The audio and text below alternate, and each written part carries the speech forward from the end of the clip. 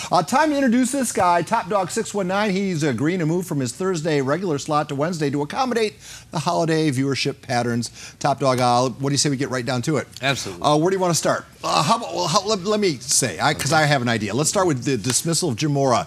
That whenever a prominent coach like that goes, everybody who's verbally committed to him, suddenly their phone starts ringing again, or even more frequently.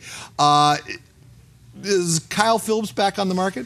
Yes and no. I mean, obviously, UCLA is going to honor the commitment that Kyle has to UCLA. But if you notice this week on social media, Michigan just offered Kyle. Is that a coincidence? Not at all. I mean, listen, when a coach gets dismissed, the vultures come coming. I mean, they want these kids to go out and play for their program, so they try to convince them to take a second look or go back out there and recruit again. Is Kyle Phillips going to be a Bruin next fall?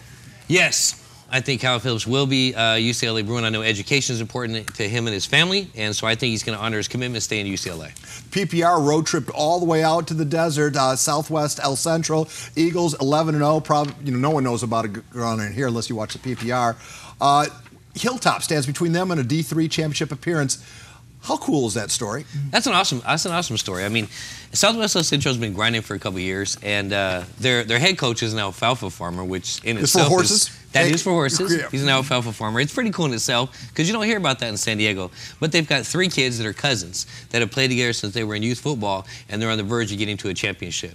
On the flip side of that, you've got Hilltop. They've had 4 kids now that have gone down with appendicitis within the last 6 weeks. Is there something in the water? Why? It's hard to speculate. We don't know. Obviously, the school district, the coaching staff, they're going to investigate it, do what they need to do for their program.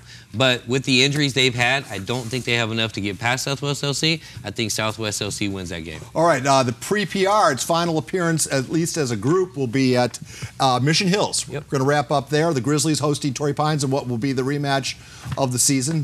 Their first encounter was decided on 2-point conversion. Was considered the best game of the year so far. Yep. Will that live up to the hype? The rematch? No.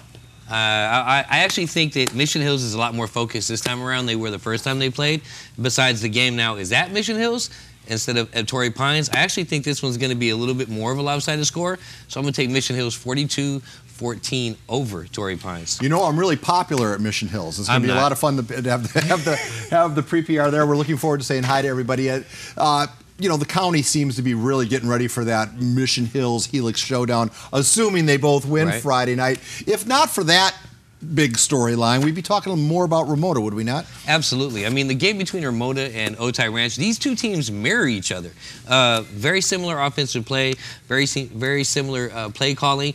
Their offensive and defensive lines match up well. There's one guy that makes a difference in this game, and that's none other than our Silver Pigskin finalist, Tristan Stacy from Ramona. I think this is going to be a very, very, very close game. I see Ramona winning 24-21. Damon Baldwin on a short list of maybe, 4 coaches possibly, depending on what Hilltop does, for Coach of the Year? Yep, I agree with that. I know you're partial to Coach James, and then can't overlook whatever Hauser and Robbie Owens says. Okay, let's talk about this time of the year. Saints, Dons, and Crusaders are all spectators. Yeah. Who would have thunk it? I didn't see this coming at the beginning of the year. I had higher expectations for all 3 programs. I know Cathedral was decimated. They lost their best offensive player, Sean Poma. I know that the Saints had quarterback issues and also had injuries. And, talking with John Joyner down there at Mater Dei, this was kind of a rebuilding year for them.